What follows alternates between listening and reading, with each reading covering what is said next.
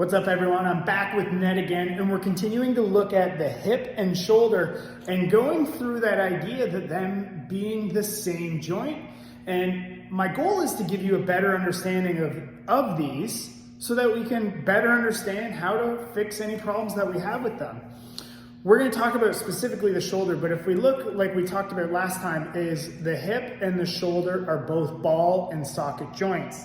Again, Ned's hip would sit actually up in that SI joint, and just like he's sitting here in the shoulder socket.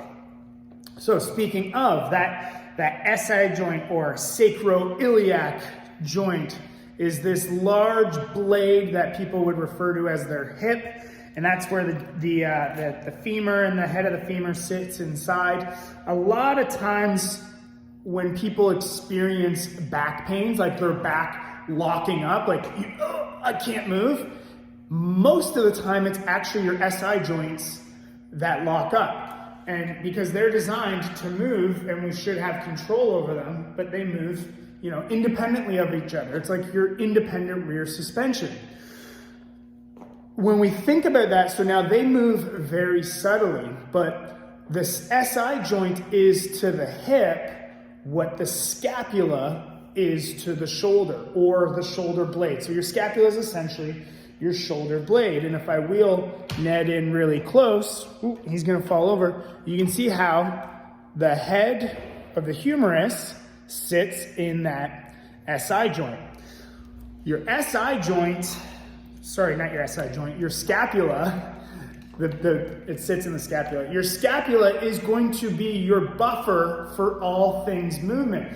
As we talked about, that shoulder is designed to move in a much more robust direction than the hip, and therefore the socket itself, what carries the load in from there is the scapula. It is meant to glide, shift, swing, scoop.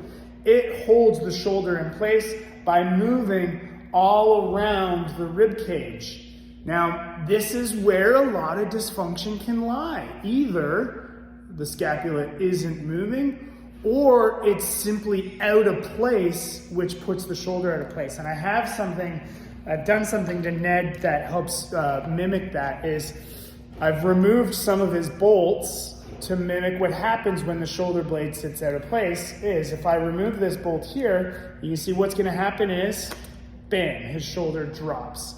And now, even if I tighten up his little shoulder ligament here, if I spin him around, look what happens if I bring that shoulder up.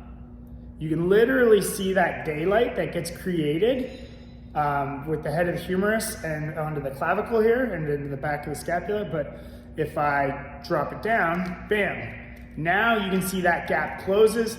That's gonna be where a lot of your clicking happens in your shoulders, or your impingement. What we get now is this little ridge here.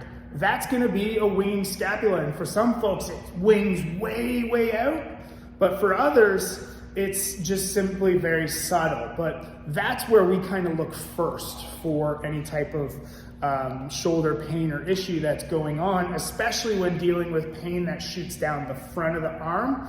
I'll always look to here, and 9 out of 10 times there's generally going to be some scapular dysfunction that leads to pain down here. But that scapula should be able to slide, glide, and rotate as you bring your arm up overhead.